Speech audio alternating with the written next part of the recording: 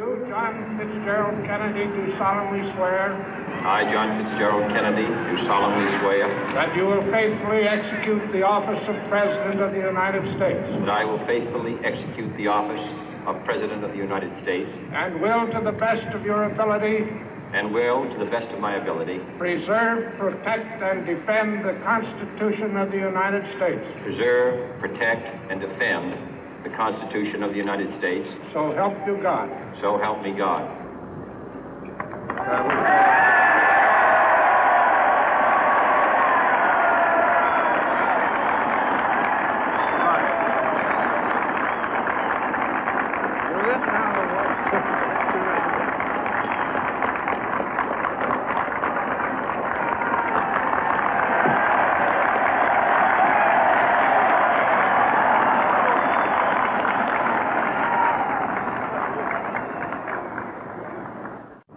Vice President Johnson, Mr. Speaker, Mr. Chief Justice, President Eisenhower, Vice President Nixon, President Truman, Reverend clergy, fellow citizens. We observe today not a victory of party, but a celebration of freedom, symbolizing an end as well as a beginning, signifying renewal as well as change. For I have sworn before you and Almighty God the same solemn oath our forebears prescribed nearly a century and 3/4 ago. The world is very different now, for man holds in his mortal hands the power to abolish all forms of human poverty and all forms of human life. And yet the same revolutionary beliefs for which our forebears fought are still at issue around the globe. The belief that the rights of man come not from the generosity of the state, but from the hand of God. We dare not forget today that we are the heirs of that first revolution. Let the word go forth from this time and place to friend and foe alike that the torch has been passed to a new generation of Americans born in this century, tempered by war, disciplined by a hard and bitter peace, proud of our ancient heritage, and unwilling to witness or permit the slow undoing of those human rights to which this nation has always been committed and to which we are committed today at home and around the world.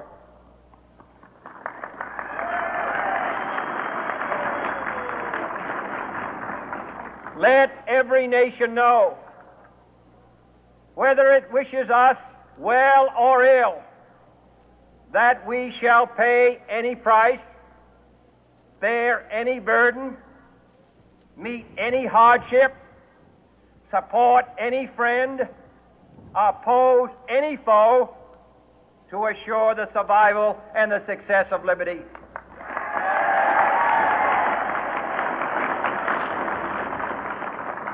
This much we pledge and more.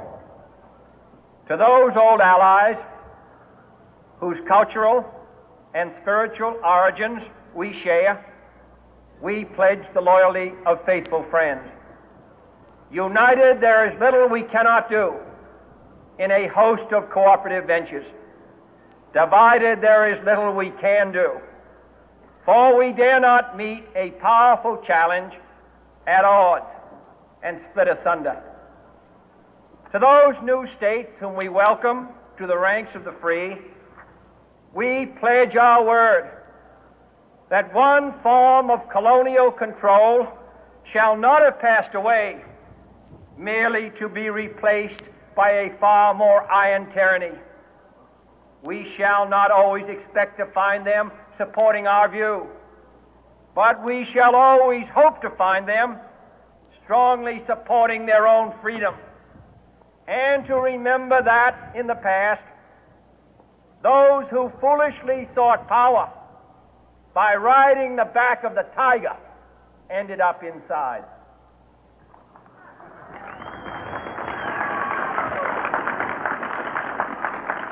To those people in the huts and villages of half the globe struggling to break the bonds of mass misery, we pledge our best efforts to help them help themselves for whatever period is required, not because the communists may be doing it, not because we seek their votes, but because it is right.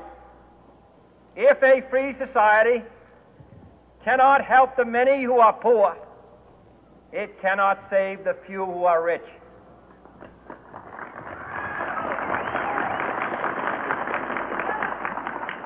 To our sister republics south of our border, we offer a special pledge to convert our good words into good deeds, in a new alliance for progress, to assist free men and free governments in casting off the chains of poverty.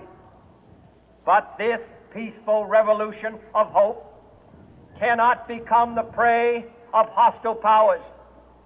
Let all our neighbors know that we shall join with them to oppose aggression or subversion anywhere in the Americas. And let every other power know that this hemisphere intends to remain the master of its own house.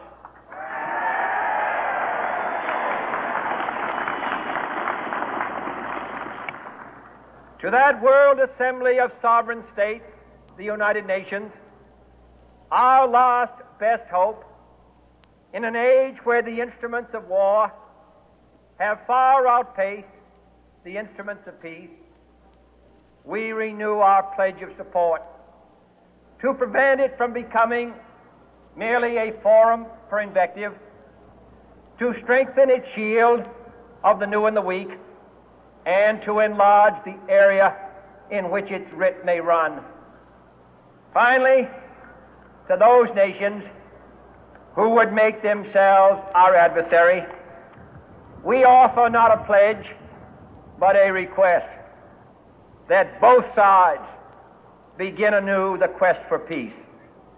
Before the dark powers of destruction, unleashed by science, engulf all humanity in planned or accidental self-destruction, we dare not tempt them with weakness, for only when our arms are sufficient beyond doubt can we be certain beyond doubt that they will never be employed.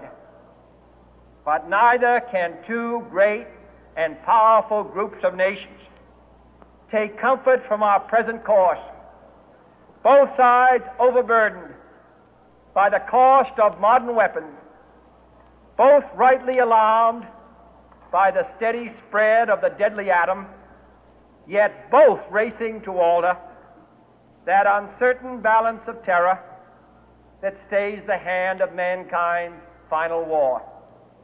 So let us begin anew, remembering on both sides that civility is not a sign of weakness, and sincerity is always subject to proof.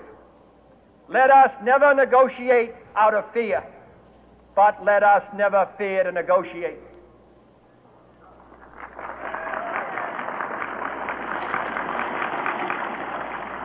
Let both sides explore what problems unite us, instead of belaboring those problems which divide us. Let both sides, for the first time, formulate serious and precise proposals for the inspection and control of arms, and bring the absolute power to destroy other nations under the absolute control of all nations.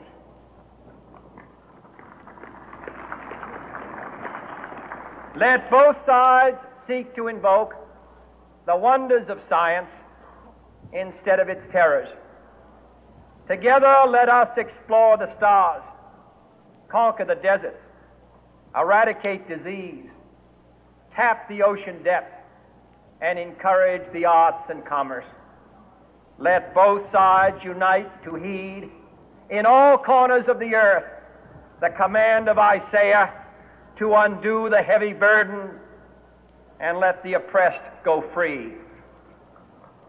And if a beachhead of cooperation may push back the jungle of suspicion, let both sides join in creating a new endeavor, not a new balance of power, but a new world of law, where the strong are just and the weak secure and the peace preserved.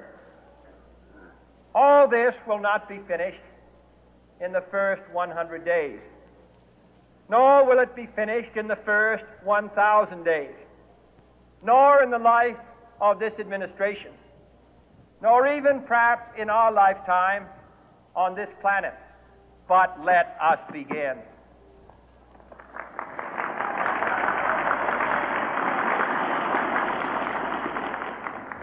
In your hands, my fellow citizens, more than mine, will rest the final success or failure of our course. Since this country was founded, each generation of Americans has been summoned to give testimony to its national loyalty.